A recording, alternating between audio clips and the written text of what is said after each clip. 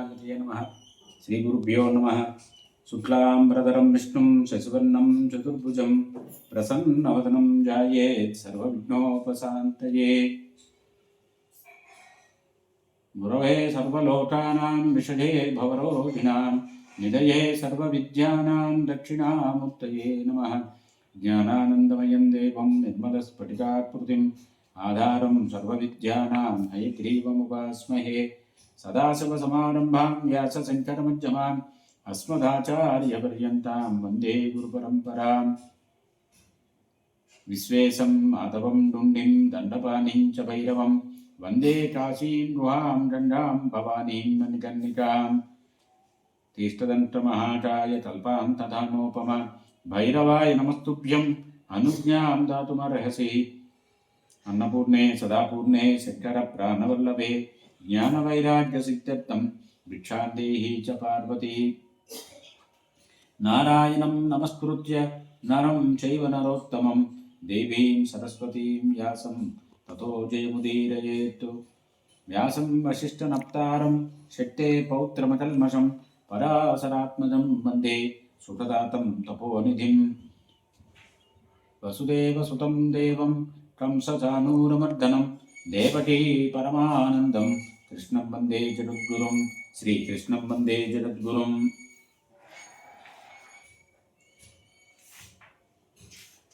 పాండవులు ఆ వనం నుంచి బయటకు వచ్చారు. ఒక అరణ్యం నుంచి మరొక అరణ్యానికి వెళ్తున్నారు. వ్యాస మహర్షి వారి యొక్క దర్శనం కోసం వారు త్వరపడుతూ చాలా తొందరపడుతూ వెళ్తున్నారు ముందుకి. ఏ ఏ దేశాలు దాటి వెళ్ళారు? మత్స్యదేశం, త్రిగర్త, పంచాల, కీచక ఇత్యాది దేశాలన్నీ కూడా దాటారు. అరణ్యాలు దాటుతున్నారు, సరస్సులు దాటుతున్నారు. జుట్టు జడలు చుట్టుకున్నారు, నారబట్టలు కట్టుకున్నారు. కుంతితో సహా 5 సోదరులు కూడా తాపస వేషంలో ఉన్నారు. కొన్ని సందర్భాల్లో తల్లిగారిని మోసుకుంటున్నారు. ఆవిడ నడవలేని పరిస్థితి వచ్చినప్పుడు ఆవిడని మోసుకుంటూ ముందుకు వెళ్తున్నారు. కొన్ని చోట్ల వారి ఇష్టం వచ్చినట్టుగా మెల్లమెల్లగా నడుచుకుంటూ వెళ్తున్నారు. కొన్ని చోట్ల చాలా వేగంగా ప్రయాణం చేస్తున్నారు. ఎవరయ్యా ఈ పాండవులు? బ్రాహ్మం వేదమదీయానా వేదాంగాని చ సర్వసః నీతిశాస్త్రం చ సర్వజ్ఞ దదృశుస్తే పితామహం. ఉపనిషత్తులు అధ్యయనం చేసినటువంటి వారు, వేదాధ్యయనం చేశారు, వేదాంగాలు అధ్యయనం చేశారు. ఏదో ఒకరోజు అధ్యయనం చేసి ఆపిన వాళ్ళు కాదు, నిత్యము అధ్యయనం చేస్తున్నారు. నిత్యము ఉపనిషత్తులు, వేదము, వేదాంగాలు అధ్యయనం చేస్తున్నటువంటి వారు. కేవలం ఇవేనా? నీతి శాస్త్రాన్ని కూడా అధ్యయనం చేస్తున్నారు. అటువంటి వారు సర్వజ్ఞులు అన్నారు ఇక్కడ వాళ్ళు. సర్వజ్ఞుడు అనేటువంటి పదము సాధారణంగా మనం మానవ మాత్రులకు ప్రయోగించం. మానవుడు సర్వజ్ఞుడు కాదు, అన్నీ తెలిసినవాడు కేవలము పరమాత్మే. కానీ దేవతల స్వరూపంతో వచ్చినటువంటి వారు, దేవతల యొక్క అనుగ్రహంతో దేవతలే ఈ రకంగా వచ్చారు కాబట్టి పాండవులు సర్వజ్ఞులు అని ఇక్కడ చెప్పారు. అలా వెళ్తూ ఉంటే ఒకనోడు ఒక శుభ సమయంలో వ్యాస మహర్షి వారి దర్శనం పొందారు. దైవవాచ్య మహాత్మానం కృష్ణద్వైపాయనం తథా తస్తు ప్రాంజలయ సర్వే సహమాత్రా పరంతపాః. కృష్ణద్వైపాయన మహర్షి వ్యాస మహర్షి వారు రాగానే తల్లిగారితో కలిసి అందరూ కూడా నమస్కారం చేశారు. మయేదం వ్యసనం పూర్వం విజితం వరసర్షవాః యథా తు ధైర్యధర్మేణ ధార్తరాష్ట్రే వివాసితాః తద్విదిత్తాస్మి సంప్రాప్తః చికీర్షుః పరమం హితం న విషాదోత్ర కర్తవ్య సర్వమేతత్ సుఖాయ స్వః. వ్యాసులు వారు, నాయనా, మీకు వచ్చినటువంటి కష్టం గురించి నాకు ముందుగానే తెలిసిందయ్యా. మీరు ధృతరాష్ట్రుడి యొక్క కుమారుల చేత అధర్మ మార్గంలో మోసగింపబడ్డారు. మీరు దేశం నుంచి బహిష్కరింపబడ్డారు. ఇది తెలిసి నేను మీకు హితం చేయాలి. ఏ హితము? పరమహితం. పరమహితం కలిగించాలనే ఉద్దేశంతో నేను వచ్చాను. మీకు ఏవైతే కష్టం వచ్చిందో దీని గురించి మీరు విచారించద్దు. ఈ కష్టము త్వరలో మీకు సుఖాన్ని అందిస్తుంది. సుఖాన్ని పొందడం కోసమే ఈ కష్టం వచ్చింది. సమాస్తే చైవమే సర్వే యూయం చైవన సంశయ. మీరు వాళ్ళు ఇద్దరు నాకు సమానులే. నాకేమీ భేదభావం లేదు. ధృతరాష్ట్రుడి సంతానము, పాండురాజు సంతానం ఇద్దరు నాకు సమానమే. అయితే మానవులు స్నేహం ఎలా చేస్తారు అంటే దైన్యాన్ని చూస్తారు, బాలత్వాన్ని చూస్తారు. అయ్యో పాపం వీడు ఆపదలో ఉన్నాడు, ఇటువంటి సమయంలో వాడిని నేను ఆదుకోవాలి అని స్నేహితులు ప్రవర్తిస్తారు, ఒక దీనస్థితిలో ఉన్నవాడిని. అలాగే బాలత్వం అంటే బాలురు అంటే కేవలము వయస్సు రీత్యా బాలురే కాదు, మానసికంగా కూడా బాలురు. చాలా మంచివాడండి, వాడి హృదయం చిన్నపిల్లల హృదయంలాగా ఏమీ కల్మషం లేకుండా ఉంటుందండి అంటారు. అవి చూసి చేస్తారయ్యా. అందువల్ల మీరంటే నాకు ఎక్కువ స్నేహం వచ్చింది. ఇద్దరూ సమానులే అయినప్పటికీ మీరు కష్టాల్లో ఉన్నారు, దీనస్థితిలో ఉన్నారు, అందువల్ల నాకు మీరంటే ఎక్కువ స్నేహం ఉన్నారు. అది కాకుండా మీరు బాలురు అంటే మంచి హృదయం ఉన్నటువంటి వాళ్ళు. చిన్నపిల్లలు ఎలా ఉంటారో పవిత్ర హృదయం, అటువంటి హృదయంతో ఉన్నారు కాబట్టి మీరు వయసులో కూడా చిన్నవారే. అందువల్ల మీరంటే నాకు స్నేహం ఎక్కువయ్యా అని చెప్పి ఆ స్నేహపూర్వకంగా నేను మీకు ఒక మేలు చేయాలని అనుకుంటున్నాను. ఇక్కడ సమీపంలోనే ఒక నగరం ఉన్నది, మీరు మారు వేషాల్లో ఉండండి. ఎంతవరకు ఉండాలి అంటే వసదేహ ప్రతిక్షణ మమ గమనకాంక్షిణ. నేను వచ్చేంత వరకు ఉండండి. ఇది వ్యాసుల వారు చెప్పింది. నేను వచ్చేంత వరకు మీరు మారు వేషాల్లో దగ్గరలో ఉన్న నగరంలో సంచరిస్తూ ఉండండి అని చెప్పి వ్యాసులు వారు అక్కడి నుంచి నిష్క్రమించారు. చెప్తున్నారు, వెళ్ళిపోయే ముందు చెప్తున్నారు మళ్ళీ. ఇక్కడ ఎక్కడికి వెళ్ళమన్నారు? ఏటచక్రాపురం వెళ్ళమన్నారు. ఏటచక్రామృత కుంతి మాశ్వాసదత్ ప్రభు.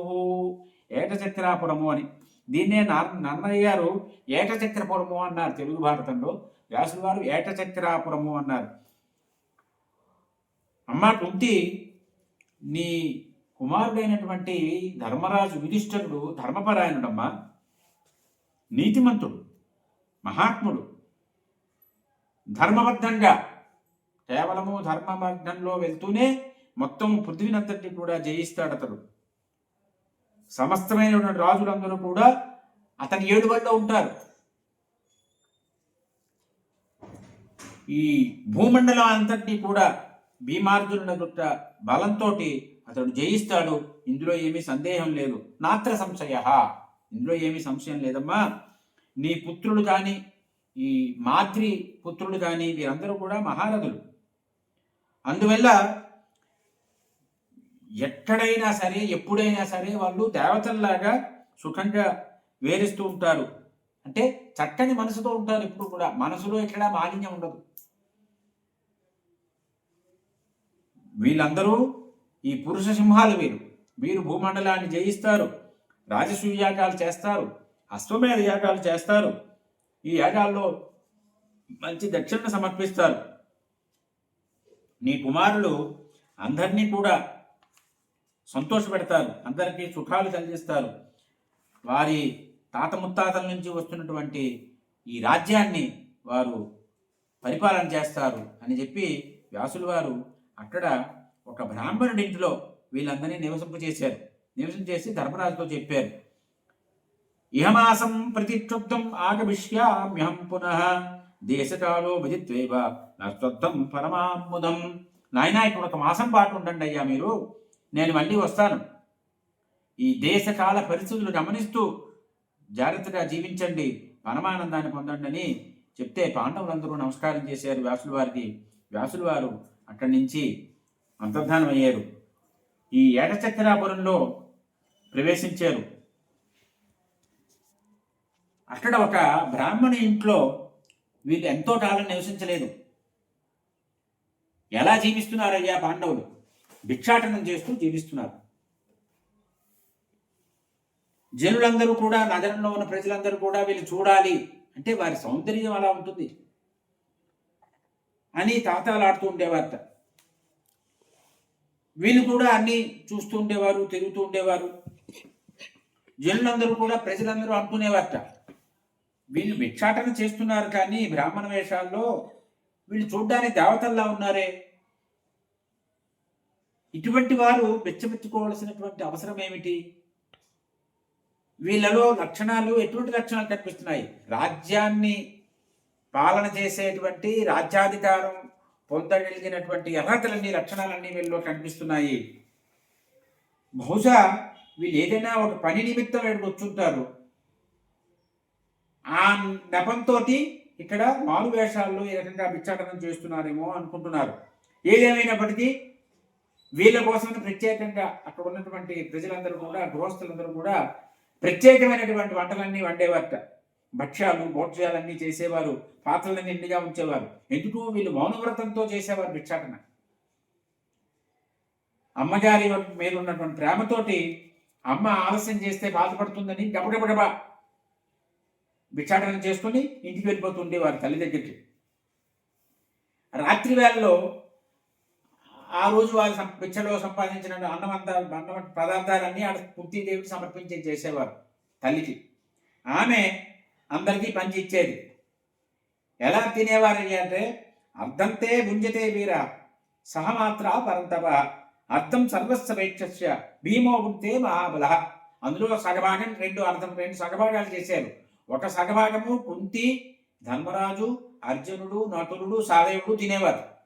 మిగిలిన సగభాగము మొత్తం తీసుకొచ్చి భీమసేనుడికి పెట్టేవారు. అలా కాలక్షేపం చేస్తున్నారు వాళ్ళు. ఒకరోజు పాండవులు భిక్షకు వెళ్ళారు, నలుగురు. భీముడు మాత్రం వెళ్ళలేదు. భీముడు ఇంట్లో ఉండిపోయాడు, తల్లిగారితో ఏదో మాట్లాడుతున్నాడు. ఈ రకంగా ఉండగా ఏ బ్రాహ్మణుడి ఇంట్లో విన్నారో ఆ బ్రాహ్మణుడి ఇంట్లోంచి ఆర్తనాదాలు వినిపిస్తున్నాయి. ఏడుస్తున్నారు గట్టిగా. కుంతి వెంటనే, ఆవిడ జాలిగుణం ఆవిడ, వెంటనే జాలిపడింది. ఏమిటైంది అని పాపం బాధపడింది. అప్పుడు భీముడితో అన్నారు, మసాంబ సుసురం పుత్ర బ్రాహ్మణశ్చ నివేశనే అజ్ఞాత దాప్తరాష్ట్ర సా తదురుత నీతమన్యవా. నాయన, మనము ఆ దుర్యోధనుడి కంట పడకుండా ఉండాలనే ఉద్దేశంతో ఈ బ్రాహ్మణుడు ఆశ్రయం కల్పించాడు మనకి. ఆయన ఇంట్లో మనం ఏదో సుఖంగా జీవిస్తున్నాం, గౌరవంగా జీవిస్తున్నాం, ఎక్కడ కోపము తాపము లేకుండా జీవిస్తున్నాం కదా. ఇటువంటి బ్రాహ్మణుడికి ఏమైనా ప్రత్యుపకారం చెయ్యాలా అని ఎప్పుడు నేను ఆలోచిస్తూ ఉంటానయ్యా. అది అంటే మనం ఒక వల్ల ఉపకారం పొందితే మళ్ళీ ప్రత్యుపకారం చెయ్యాలి. ప్రత్యుపకారం చేసేటువంటి అవకాశం కోసం చూస్తూ ఉండాలి ఎప్పుడైనా సరే. అంటే వాళ్ళకి ఆపదలు కలగాలని కాదు, అయ్యో నేను కూడా వారికి ఏదైనా ఉపకారం చెయ్యాలి అనేటువంటి భావన ఉండాలి. ఎందువల్లంటే వాళ్ళ వల్లనే మనం సుఖంగా జీవిస్తున్నాం కదా. ఎందువల్ల? ఏతావాన్ పురుషస్తాత కృతం యస్మిన్ నపశ్యతి, ఏతావాన్ పురుషస్తాత కృతం యస్మిన్ నపశ్యతి, యావచ్చ కుర్యాదన్యోస్య కుర్యాజప్యక్షం తతః. ఎవడి పురుషుడు అంటే ఎవడికి చేసిన ఉపకారం నిరుపయోగం కాదో వాడు మాత్రమే పురుషుడు. మనం వాడికి ఉపకారం చేసాము, అది నిరుపయోగం అయిపోయింది, అటువంటి వాడు పురుషుడు అనుకోవడం అనిపించదు. ఉపకారం చేసి మానవత్వం ఏమిటి? మానవత్వం నిర్వచనం చెప్తాను కుంతీదేవి. ఎవడైతే మనకి ఉపకారం చేసినటువంటి వాడికి అంతకంటే ఎక్కువ మేలు చేస్తాడో వాడు మానవుడు. అది మానవత్వం. మానవత్వం లేదండి అంటే ఏమిటి మానవత్వం? అంటే ఏదో కౌగిలించిన కాదు. మనకి ఎవడైనా ఉపకారం చేస్తే అంతటి మించి ఉపకారం చేయడం ఉంది, అది మానవత్వం అంటే. ప్రస్తుతము ఈ బ్రాహ్మణుడికి ఏదో దుఃఖం వచ్చింది, ఏదో ఆపద వచ్చింది. ఈ విషయంలో మనం కల్పించుకున్న తనకు ఉపకారం చేయడం చాలా మంచిదయ్యా అంటే భీముడు అన్నాడు, అమ్మ వాళ్ళకి ఏమిటి దుఃఖం వచ్చింది, ఎవరి వల్ల వచ్చింది తెలుసుకో. ఇది కొడుకంటే ఇలా ఉండాలి, మనకెందుకమ్మా వాళ్ళు చూసి అనలేదు భీముడు, తెలుసుకో నువ్వు వెళ్ళి, అది ఎంతటి అసాధ్యమైనా సరే నేను చేస్తాను, నేను ప్రయత్నం చేస్తానని మాట ఇచ్చాడు. ఆ మాట ప్రకారము వీళ్ళిద్దరూ మాట్లాడుకుంటున్నారు. మళ్ళీ ఏడుస్తున్నారు. ఆ బ్రాహ్మణుడు భార్య ఏడుస్తోంది. వెంటనే చూడండి ఎలా చెప్తున్నారు ఇక్కడ వ్యాసుల వారు. అంతఃపురం తతస్తస్య బ్రాహ్మణస్య మహాత్మనః వివేశ పరితా కుంతి భక్తవత్సేవ సౌరభీ. ఎలా పరిగెత్తింది కుంతీదేవి అంటే, ఒక ఆవు తన దూడని ఎవరైనా బంధిస్తే ఎలా పరిగెడుతుందో అలా పరిగెట్టిందిట. చూడండి, అది ఒక ఆదర్శమైనటువంటి మానవత్వ విలువ ఏమిటి అంటే కుంతీదేవి చూపిస్తోంది ఇక్కడ. చూసింది ఆ ఇంటి యజమాని బ్రాహ్మణుడు ఏడుస్తున్నాడు, భార్య ఏడుస్తోంది, కొడుకు ఏడుస్తున్నాడు, కూతురు ఏడుస్తోంది.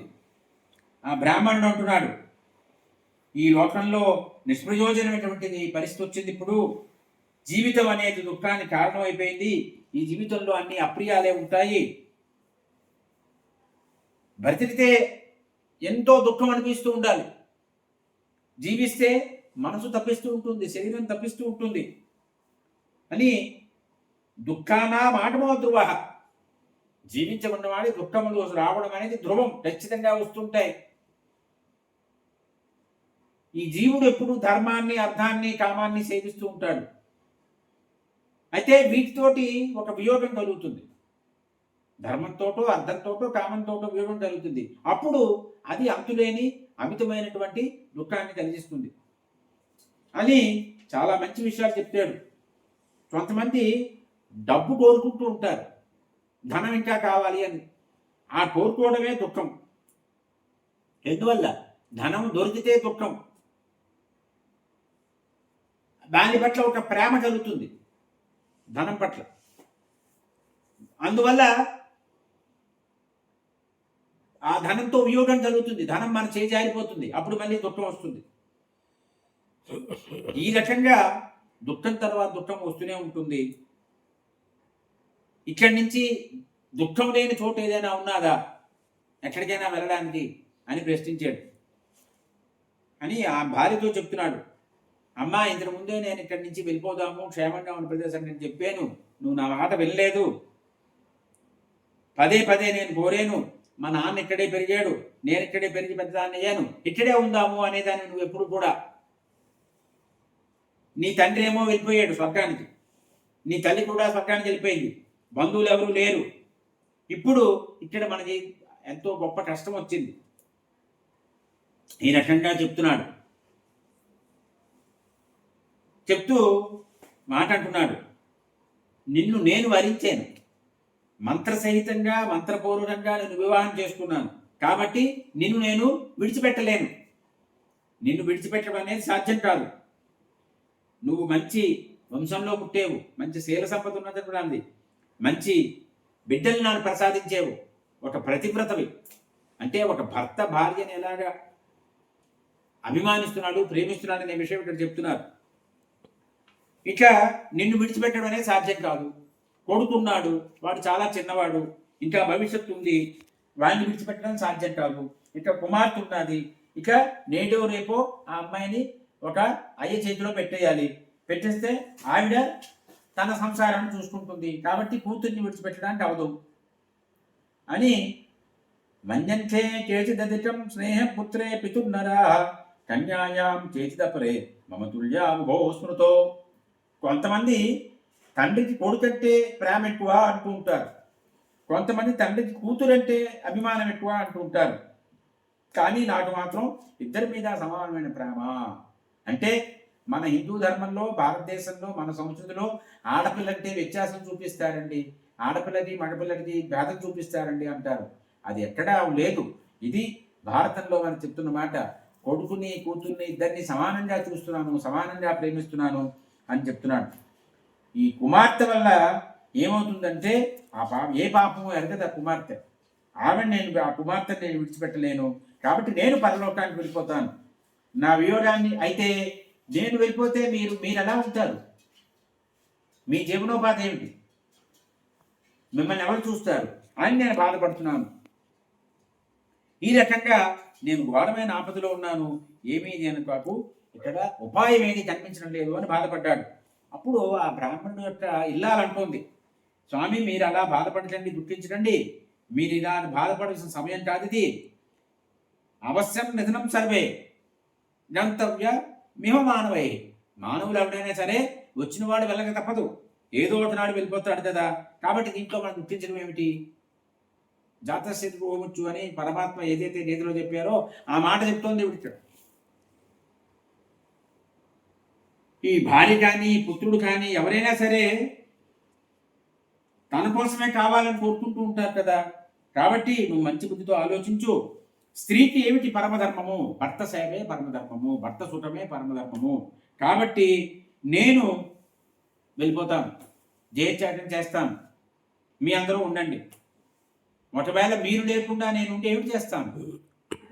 ఈ పిల్లల్ని నేను చూడగలనా? ఈ అమ్మాయికి మంచి వివాహం చేయగలనా? ఏమీ నేను చేయలేను.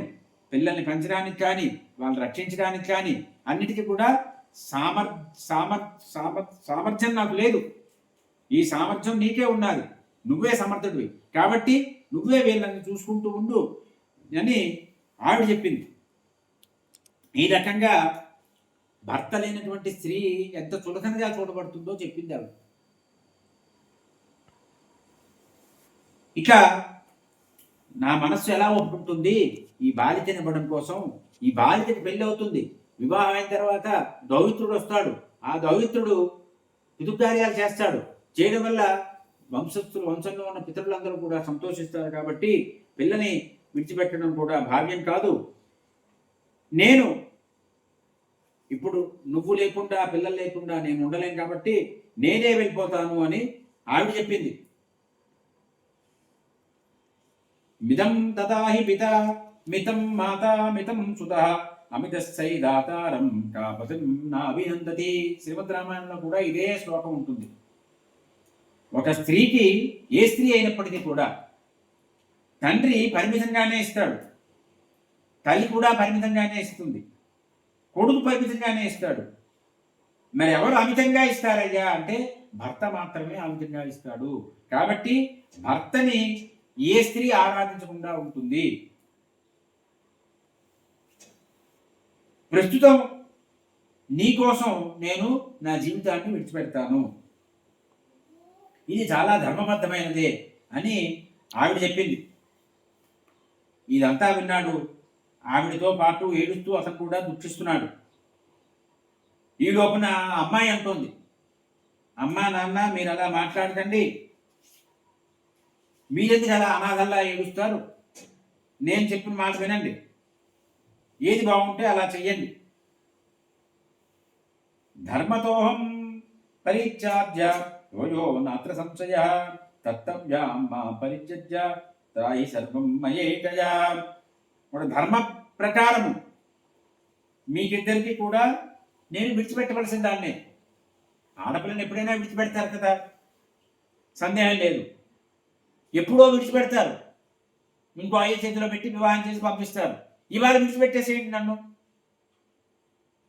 అలా చేయడం వల్ల మీ అందరూ బాగుంటారు. ఆపద నుంచి ఎందుకు సంతానాన్ని కోరుతుంటారు? ఇచ్చర్థమిష్యతే పత్యం తారయిష్యతి మామితి. ఆపత్ సమయంలో ఆదుకుంటారనే ఉద్దేశంతో పిల్లలకి అంటారు. పిల్లల్ని ఎందుకు అంటారంటే ఆపత్ సమయంలో నా పిల్లలు ఆదుకుంటారు. ఇప్పుడు ఆపత్ సమయం వచ్చింది, నన్ను పడవగా చేసుకొని మీరు ఈ దుఃఖ సాగరాన్ని దాటండి అని చెప్పింది. పుత్రుడు అనేవాడు ఉండాలి. ఈ పుత్రుడు అనేవాడు ఈ నరకం నుంచి పితృదేవతల్ని ఉద్ధరిస్తాడు. అందువల్ల పుత్రుడు ఉన్నామ నరకాత్ రాయితే పుత్ర. కాబట్టి పుత్రుడు ఉండాలి. అయినా వాడు చిన్నపిల్లడు. అయితే మీరు అంటున్నారు నా నుంచి దౌహిత్రుడు వస్తాడు, దౌహిత్రుడిని పితృదేవతలు ఆశిస్తారు అని.